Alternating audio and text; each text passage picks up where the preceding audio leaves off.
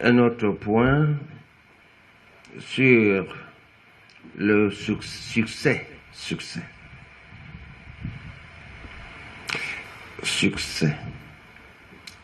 ou prospérité. Nous partons à Jérémie 39, verset 11. Bon, même si on fait comment, on va toujours entrer dans la Bible. Et Jérémie 39, 11, c'est Dieu qui lui dit, j'ai un plan pour toi. Quel est le plan que Dieu a pour nous? C'est le plan de la prospérité. J'ai un plan pour te rendre prospère.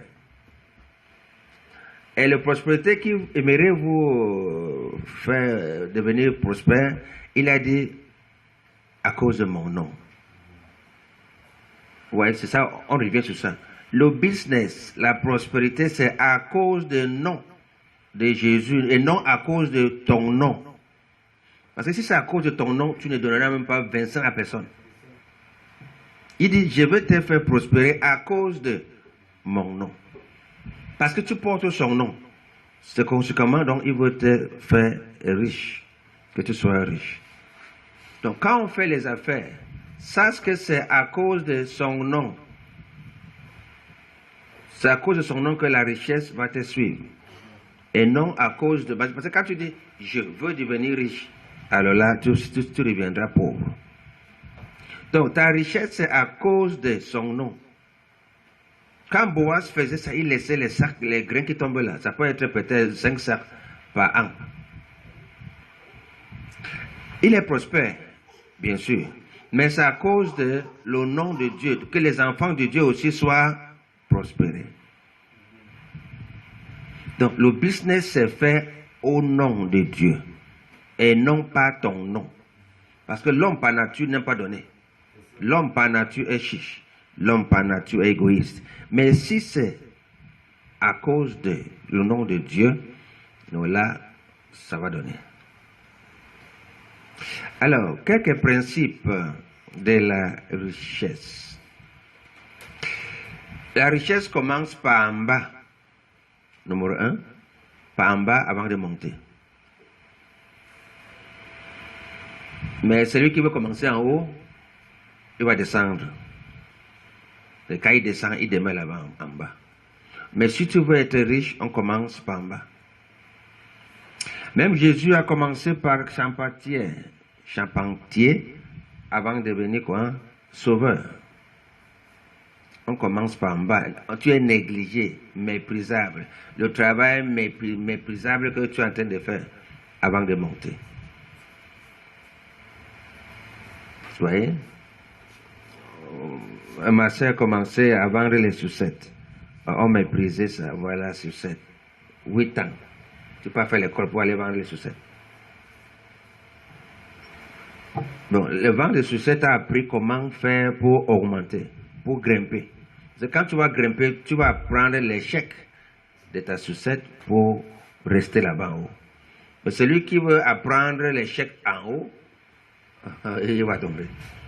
On apprend l'échec en bas. On n'apprend pas l'échec en haut. Donc, première chose, c'est le business commence par le petit avant de grimper dans le grand. Jésus commençait charpentier avant de devenir sauveur. Il n'était même pas connu. Jusqu'à ce que le monde entier l'a reconnu.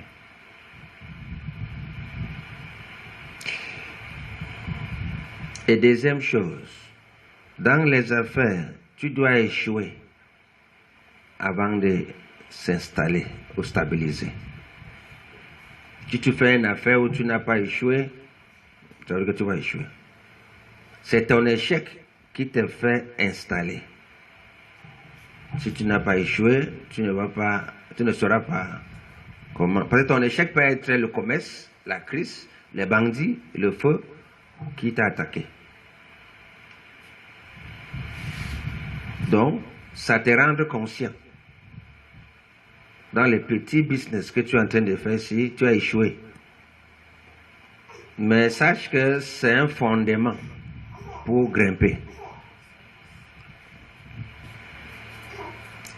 Donc le business, ça suit la loi. C'est la loi. C'est comme chaque voiture qui doit rouler, doit mettre le carburant. l'essence.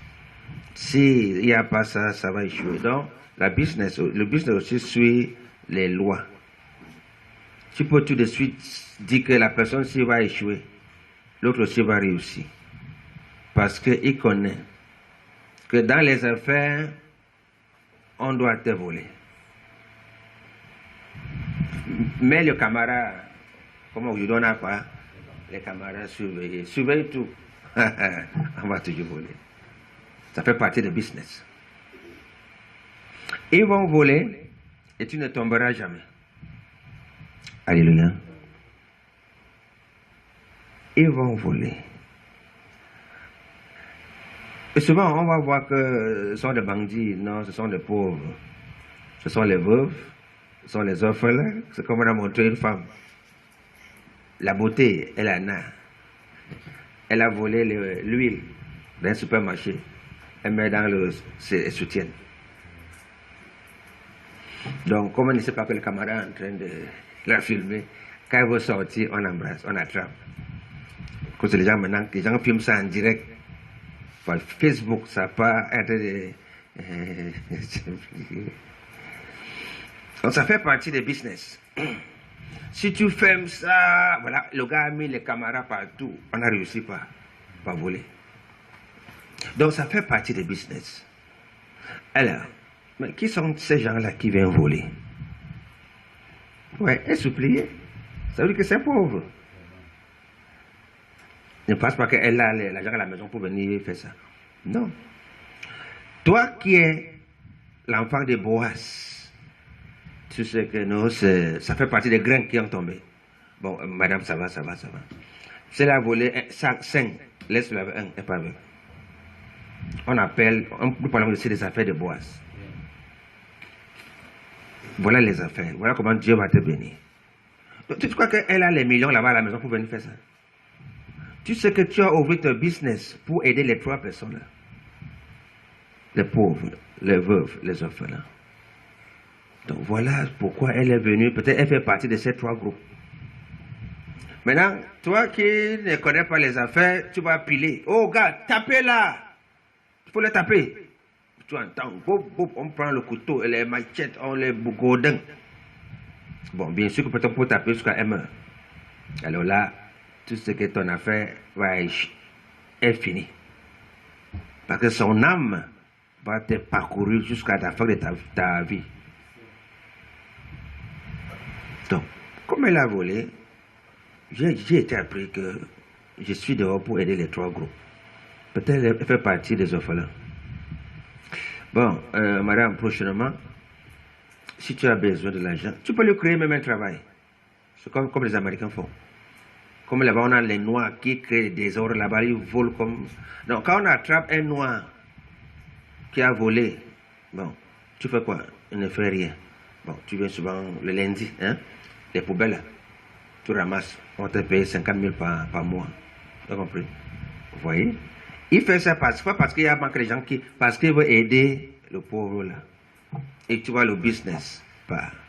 Mais comme il n'avait pas le courage de dire que patron, je veux un travail, il passe par le vol pour venir voler. Maintenant, tu es dans le travail.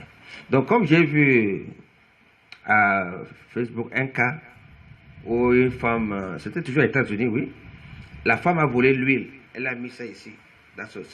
Bon, elle a porté un habit, un culotte dedans, culotte. Ben, elle ne sait pas que. Parce qu'aujourd'hui, on a les camarades, pas le gros là, qui n'est pas gros comme ça. C'est comme, voilà. Comme, voilà comment c'est gros. Le bouton. On met les boutons partout là. C'est le bouton. Tu regardes, tu ne vois rien. Tu voles. Mais on contrôle là-bas, on voit que, avant de sortir, on veut la prendre. Alors, là, j'ai dit parce que un policier voulait qu'on le tape. L'autre dit, non, on amène au commissariat. La personne qui est à la boutique, on l'a appelé, il est sorti, il est venu. Ça va? On a pris 5 bouteilles de l'huile. Ok, ça va. Tu habites où? Tu fais quoi? Tu as combien d'enfants? J'ai 3 enfants. Ok. Bon, tu viendras souvent ici. Il vient te voir. Tu as les poubelles, tu le montres, elle enlève. Hein? Pour nettoyer le derrière là. Ok? Donc, écris-toi le payer 50 000 par mois. Ça va? Tu as pris combien de l'huile? 6. On a posé là. Il prend un et lui donne. Voilà le mystère de Boaz. Tous les hommes d'affaires ne connaissent pas ça. On sait que quand on attrape un bandit, c'est pour piler. Taper ou tuer, c'est la même chose. C'est comme ça, donc tu entends demain que la boutique là a pris feu. Parce que Dieu t'a envoyé pour aider ces 3 groupes. Tu n'as pas compris. Maintenant, c'est comme on avait parlé de ces paraboles-là. Quand on t'a donné les talents, l'autre avait un, on vient enlever le 1 là, on donne à celui qui en a beaucoup. Donc voilà ça. Tu vas voir que la boutique de ce monsieur va progresser. Alors, on va dire qu'il est dans le con. Parce que ce sera un progrès terrible. Les gens, ils appellent centuple. Donc, sache que dans les affaires, principe de prospérité ou de réussite ou de business, il viendra des bandits. Il viendra. Donc, quand ils vont venir, il faut savoir comment les gérer. Sache que c'est Dieu qui a envoyé. On va parler comme David. Dieu a vu, Dieu a laissé. Est-ce que si Dieu veille sur toi, il n'a pas veillé pour que le bandit n'entre pas? Il veille. Si le bandit a entré, il a laissé. Parce qu'il voit que tu es dur. Vous avez vu le cas où le bandit vient voler et il revient remis? Ah oui, il ne dort pas. Il vient te donner ce qu'il a volé hier. Donc ça fait partie des choses qu'il faut comprendre. Que le vol, ça fait partie du business. Il y a des gens, dès que tu commences le business, ils commencent à parcourir. Ils voient quand tu sors, quand tu fermes, ils étudient.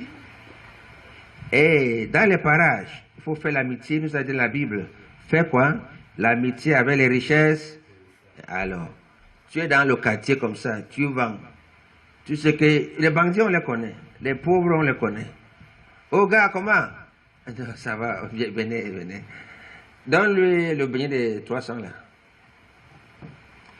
C'est un mystère, tu l'as tué. Si il veut joindre le groupe pour venir voler, ou le groupe sur le doigt là pour le gars, est-ce qu'il y a un boutique ici qu'on peut casser? Parce qu'il y a des gens qui voyagent comme ça. Ils voyagent comme le Noël, c'est. Ils ne savent pas, ils disent, il y a une boutique qui est. Où est la boutique là? Ok, d'abord on va voir. Ouais, ça les choses. Ça les choses. Donc, à minuit, on vient. Si c'est un gars que tu lui as donné ça, il ne peut pas. Il dit non, ne partons pas ici. Alors, donc tu vas comprendre le matin qu'on a cassé toutes les boutiques, sauf ça. Le principe de la richesse. Tu dois comprendre qu'ils sont là. Jeûne 3 jours de jeûne, prie comme tu veux, ils vont casser. C'est aussi les fils de Dieu. Ils réglaient les choses de Dieu. Donc, dans le business, il y a le vol. Devez équiper la boutique avec les anti-vols comme vous voulez et ils vont passer. Donc, comment faire pour les interpréter, les arrêter? C'est d'éviter. Sache qu'ils sont là. Quand je prépare la boutique, je les vois, ils sont souvent là, ils jouent la carte, ils ne font rien. Je vois la femme qui passe avec le beignet. Venez ici. Le gars qui joue là. On va les donner pour des dessins. Il joue là. C'est quoi? Le père a dit que je te donne le beignet des dessins. Je sais que je suis en train de cimenter le lieu. Quand un bandit va venir, c'est eux-mêmes qui vont vous dire que non, ici, là, on casse là-bas, on ne casse pas ici. Donc voilà ce que Dieu nous a dit. Faire du bien avec des richesses. Tu ne peux pas les donner le Saint-Esprit. Viens à l'église, il fait quoi avec l'église? Ils sont chargés pour casser. Maintenant, tu les as déjà attachés sa main. Donc voilà l'un des principes de réussite. Donc, autre chose, il ne faut pas désobéir à la loi de réussite. Ne désobéis pas à la loi de réussite.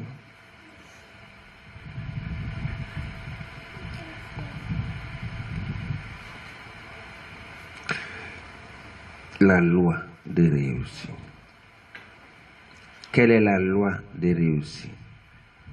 La loi de réussite, c'est que tu travailles pour Jésus. Parce qu'on a vu que Boaz sort de la famille là. La loi de réussir. Tu travailles pour Jésus. Et si tu travailles pour Jésus, l'argent ne fuira jamais entre tes mains. Donc c'est l'argent qui va te chercher. Parce qu'il y a des gens qui cherchent l'argent. Non, l'argent va te chercher. Quand tu sais que les affaires que je fais ici, c'est pour Jésus. Quel est le gain de Jésus dedans? Jésus a il gagne quoi? Lui, il a demandé un dixième. Un dixième de ça. Tu as travaillé par mois 100 000. Tu dois avoir 10 000 pour lui donner. Est-ce que tu lui as donné? Donc, voilà le principe, la loi. C'est une loi, ce n'est pas... C'est une loi. Quand tu travailles pour lui, parce qu'il y a Satan, il y a Dieu. Satan, lui, sa part, il arrache. Mais Dieu, il n'arrache pas sa part. Satan arrache sa part. C'est pour ça qu'on préfère attendre pour Dieu, on laisse pour Dieu, on donne ta part après. Parce que comme il est là-bas, loin là-bas au ciel, lui ne dérange pas. Mais Satan va prendre sa part. C'est pour ça que quand la dîme, ce n'est pas après. Par exemple, si tu fais, comme on appelle les prémices, il est premier en tout. Je voulais même parler de ça à part. Mais comme ça fait partie de la loi de business, ne brisez pas la loi. Tous les soulards, les mondains, les gens de secte font des affaires. Ils connaissent le principe. Qu'il y a un dixième qu'on va donner à Dieu. Donc, ils donnent à l'église, ils donnent dans les sectes, ils donnent dans les orphelinages. Ils doivent donner. Et les affaires marchent. C'est un principe. Ce n'est pas que tu dois être chrétien pour avoir l'argent. L'argent n'est pas là-bas au ciel. L'argent, c'est l'affaire de la terre. Donc, utilise les principes de la terre, tu auras. Oh, mais pasteur, voilà le gars là, il est sous là, il a l'argent, il n'est pas là, il ne paie pas la dîme. Va lui demander. C'est vous qui croyez que la dîme, c'est à l'église qu'on donne. La dîme, c'est que tu donnes à Dieu. Lui, il a su que son Dieu, c'est son Djangui. Son Dieu, c'est SOS. Aider les orphelins. Son Dieu, c'est là où il donne. Et il prospère. C'est un principe. Ce n'est pas que tu dois adorer Dieu. C'est un principe. Vous pouvez voir beaucoup de gens qui adorent Dieu, les chrétiens, soi-disant, sont pauvres. Parce que, et oui, bien à l'église, que Dieu les donne. Dieu t'a donné. Qu'est-ce que tu as fait avec ce qu'il t'a donné? Parce qu'il donne d'abord un peu pour voir comment tu vas faire avant de te donner beaucoup. Alléluia.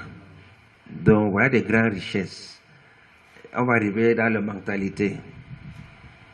Est-ce que c'est le quatrième point? Pour le réussir, c'est la mentalité. Dans l'homme, on a des mentalités. Dans l'homme.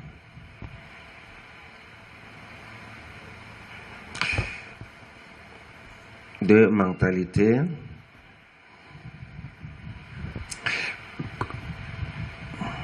Conscient et sous-conscient. Conscient et sous-conscient. L'homme est contrôlé 90% par le sous-conscient. Par le sous-conscient. 90%. Et 10% par conscient. Quand on fait les affaires, on vit par sous-conscient. Quand tu conduis la voiture et tu es en train de parler au téléphone, où est ta conscience? Ta conscience est là où tu es en train de parler. Mais tu conduis. Qu'est-ce qui te fait conduire? Sous-conscient. Et qu'est-ce qui fait que le sous-conscient conduit l'homme? Quand ta conscience est en train de chercher, disons, parler des domaines de l'argent, tu parles de l'argent, tu traites avec l'argent, tu aimes l'argent, ça va entrer dans ta sous-conscient. Et l'argent va commencer à te suivre. Ce ne sera pas un problème pour toi. Pour chercher, ça va te chercher. C'est pour ça que 10% de notre vie, on fait ça par conscience. Tu es conscient. Donc quand tu es conscient, ça va laisser ça à sous-conscient. D'où il faut ayer donc ces pensées pour chercher, parler de l'argent. Comme la Bible dit, quand tu parles de Jésus, tu vois Jésus. Tu parles de l'argent, tu vois l'argent. Donc tu as déposé l'argent dans tes sous-conscients et l'argent commence à te suivre.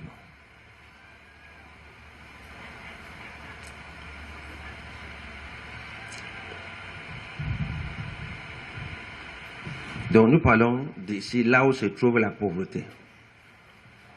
Quand ta sous-conscient est rempli de la pauvreté, de l'information de la pauvreté, tu ne peux jamais être riche. Tu seras toujours pauvre.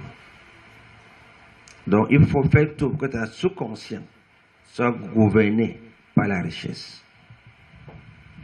C'est là où l'argent se trouve. Proverbe 4, verset 23. Proverbe 4, 23 nous dit: gardez votre cœur avec soin, car c'est de là qui sortent les choses de la vie. De là qui sortent les choses de la vie. Gardez ton cœur. Et ton cœur ici, c'est le pensée. Le cœur, ce n'est pas la chair. Et cette pensée est divisée donc en conscient et sous-conscient. Gardez ça, parce que les choses de la vie sortent de là-bas. Souvent on entend la pauvreté, la misère, ce n'est pas ailleurs, c'est en toi. Les informations que tu as suivies, que l'argent n'est pas bon. Et tu es en train de chercher l'argent. Quelqu'un vient, il demande aide. Donne-moi 1000 francs.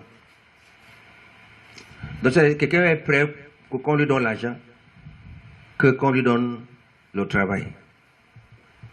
Tu donnes le travail, il ne va pas apprécier. Tu donnes l'argent, il va te louer. Donc c'est tout ça, ça sort d'où? Tu as tout conscient dit que pour que quelqu'un m'aide, il faut qu'il me donne de l'argent. Et l'argent n'est pas fait pour qu'on donne. L'argent est fait pour qu'on travaille, pour acquérir ça, pour hériter ça, pour mériter ça. On ne donne pas l'argent. On travaille pour avoir l'argent. Si tu veux faire mal à quelqu'un, donne l'argent. Toi, tu détruis la personne. Comme les Chinois nous ont appris que le problème de l'Africaine, c'est ça. On voit un blanc, on tend la main. Quand les Chinois arrivent, ils veulent nous montrer comment avoir l'argent. On dit, ils nous escroquent. Donc, les Français sont là depuis, nous donnent l'argent, on est fiers. Après, on a les dettes comme ça. Pour rembourser, même les enfants de tes enfants ne vont pas finir de rembourser. Mais les Chinois viennent nous apprendre. On voit comment ils font les prunes et le maïs. Les gens, s'ils veulent prendre nos commerces, ils vous apprennent comment faire les commerces. Ils vendent les yaourts et le beignet. Nous, on vendait souvent comment? Beignet seulement. C'est eux qui nous apprennent que beignet et yaourt vont ensemble. Ils nous apprennent comment avoir l'argent.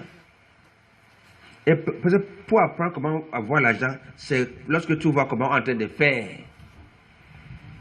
Voilà, on va le chasser. Donc, la pauvreté se situe dans le pensée subconscient. Et là, on ne peut pas enlever. C'est pour ça que la personne demeure pauvre. Quand tu vois un pauvre, on ne peut pas changer un pauvre parce que sa pauvreté se trouve dans le sous-conscient. C'est dans le conscient qu'on peut changer. Parce que quand l'information arrive, entre conscient, et quand ça entre conscient longtemps, ça descend à sous-conscient. Tu seras riche. Mais quand tu as l'information, l'argent n'est pas bon, l'argent n'est pas bon, l'argent n'est pas bon. Donc ça a entré à sous-conscient. Ça ne sort plus. Ça ne sort plus. Donc le travail, il vend. Ça ne passe même pas. Parce qu'il sait que l'argent, c'est qu'on donne. Donne-moi. Il ne sait pas que l'argent, on travaille. Donc, le parti du corps qui amène les gens dans l'état de pauvreté, c'est la sous-conscience. Quand tu es dans l'état de sous-conscience, ta sous-conscience, c'est pour ça que Satan, sa force, c'est les informations. Il t'informe que l'argent n'est pas bon. l'argent n'est pas bon. Donc, bref, tout ce qui est mauvais de l'argent. Tu as emballé ça, tu emballes ça. Maintenant, tu veux l'argent, tu veux faire du commerce, ça ne donne pas. Tout ce que ce n'est pas bon. Et tu vas donc faire commerce pour faire quoi avec? Alléluia. Donc, la personne qui vous parle décourage de l'argent, c'est votre ennemi. Il ne faut pas jouer avec cette personne. Il te décourage que l'argent n'est pas bien. L'argent n'est pas bien. Et c'est quoi? Il est en train d'envoyer ça dans ton sous-conscient. Ça va rester là. Tu vois comment, peut-être, tu prends une femme, tu lui ouvres la boutique, elle reste là. Après, il va parler comme la Bible nous dit dans le psaume. Il y a des bandits en route, ça ne peut pas réussir. C'est difficile, hein? Tu vois. C'est sous-conscient est gâté. Donc le gars la laisse à la maison, donc lui elle mange. Ne déjette pas ton argent là-bas dehors. Elle ne va pas réussir. Elle va toujours se plaindre. Tu vois pas comment tout le monde voit les tomates. Tout le monde voit le tomate, ça ne passe pas. Donc elle cherche un marché où elle sera seule. Donc elle part à petit marché. Elle seule qui vend le tomate. Voilà, c'est un bon commerce. Mais quand il voit 10 personnes qui vendent le commerce, ça ne va pas bon, c'est pas. Donc, c'est quoi? La sous-conscience a eu peur de l'argent. Donc, elle a eu peur de l'argent, et la peur est entrée en elle. Donc, tout ce que vous faites là, que Franck va faire le commerce, elle va commencer tout en temps 2 semaines, le commerce est fini. Parce que la sous-conscience a déjà emballé ça. C'est pour ça que vous voyez qu'on dit que la pauvreté suit. Et celui qui est pauvre va suivre un homme pauvre. Le conseil d'un homme riche va lui faire mal. Il n'aime pas un conseil d'un homme riche. Tu peux même dans l'église, tu vas voir l'église pauvre depuis le pasteur jusqu'à la fin. C'est les pauvres. Parce que l'information qu'il donne, ça marie avec les gens qui l'écoutent. Celui qui est riche ne peut pas entrer là-bas, il va sortir. Mais celui qui se conseille est déjà embimé par la pauvreté, c'est un bon pasteur. Bon, pasteur, on va aller au ciel. On va aller au ciel. Parce qu'il parlait du ciel, le ciel, la vie éternelle. Pourtant, Jésus a divisé ça. Vous aurez les richesses ici-bas et la vie éternelle. Mais lui ne parle pas des maisons que Jésus les a promis. Jésus nous a promis les terres, les maisons et la vie éternelle. Mais il parle de la vie éternelle. Vous aurez des maisons au ciel. Comme si on va amener les sacs de ciment de Dangote là-bas pour construire au ciel. Donc voilà, alors de telles informations qui sont entrées dans la tête de la personne, ça ne peut pas. Donc comprenez pourquoi on ne peut pas aider les pauvres. Donc, ou changer sa situation. Non, il va rester là. Jésus avait dit, vous aurez toujours, je crois que c'est Sarkozy, français, président d'État français, les députés disent il faut qu'on aide les Africains, aider les Africains pour qu'ils ne viennent plus ici. Ils viennent nous envahir nos pays ici en Europe. Laissez les Africains là-bas. Non, donc, il dirait qu'il faut qu'on les aide là-bas pour qu'ils ne viennent plus en Europe. Il dit que comment? Aider où? Coupe tout le salaire, tous nos impôts. Ils vont toujours venir. Ils vont toujours venir, les pauvres restent les pauvres. On les a éduqués, c'est sous-conscient. Toute l'information que vous entendez là. C'est pour ça que quand tu maries un pauvre, hein, mon frère, tu es pauvre, tu seras pauvre. Elle va toujours, si c'est une femme, elle va te parler de l'argent est difficile, hein. On ne peut pas s'en sortir. Hein. Le commerce même ne sort même pas. Parce que c'est ça qu'on lui a mis dans son sous-conscient. Vous comprenez pourquoi les pauvres se marient. Les riches se marient. C'est tout. Si tu es riche, va marier une femme pauvre pour la sortir de la pauvreté. Elle va t'amener dans la pauvreté. Parce que les mauvais compagnons corrompent les bons mœurs. Donc voilà les situations. C'est comme on parle de Rothschild. Rothschild, la famille les plus riches du monde. On les a appelés qui sont dans les sectes. Le papa a dit à ses, il avait 5 garçons. Mes garçons, si la famille de ta femme n'est pas riche, n'approche pas ça devant moi. Famille de ta femme, riche. Tous ces 5 fils. Alors, le premier fils apporte. Ouais, ton père, c'est qui? Dangote. Ok, c'est bon, c'est bon. L'autre avait, ton père, c'est mon père qui a les biceps de Douala Yaoundé. C'est bon. Quand il a constaté que toute sa famille a été riche, ils ont donc arrangé avec tous ses fils. On va créer la banque que vous gardez l'argent dedans. C'est comme ça la banque a commencé. La banque avait un nom, j'ai oublié le nom. Et après, la banque a commencé maintenant à donner l'argent dehors. Et c'est comme ça la richesse. Ils sont dans les sectes. L'idée de son papa, c'est que tous mes filles, mes fils, ne balancent même pas les pauvres filles ici. Non, j'ai pitié de la fille ici. Son papa n'a pas l'argent, je voulais l'enrichir. Ça ne peut pas. Si demain la pauvreté va demeurer, donc voilà donc. C'est ça donc par cet enseignement que nous voyons. Et que lorsque vous voulez aider donc les pauvres comme vous voulez aider, vous restez qu'on reste toujours là. Non, ça ne donne pas. Ne donne pas. Parce que si la famille de la femme est pauvre, c'est la femme qui domine. Elle va t'enseigner la pauvreté, c'est ses enfants. Vous partez à l'école. Vous faites quoi à l'école? Allez ouvrir le champ. Champ, ça donne le cacao. Ouais. Parce que moi-même, j'étais à l'école. Ta maman a fait l'école. On va ouvrir le champ. Vous voyez, la pauvreté continue. Mais quand tu amènes une fille qui ne connaît pas le champ, ne m'appelle pas le champ. Ouvre-moi la boutique où je fais l'école. Vous voyez, la richesse continue. Alléluia. Nous parlons des principes de réussite. Nous sommes au 5e point. Pendant la crise, autre chose que vous devez retenir, quand vous faites les affaires, les business, il y a des crises économiques comme l'année prochaine, ça sera difficile. C'est là qu'il faut profiter. Pendant les crises, c'est les business qui gagnent. Mais, pasteur, comment tu dis que les business? On va comprendre ça.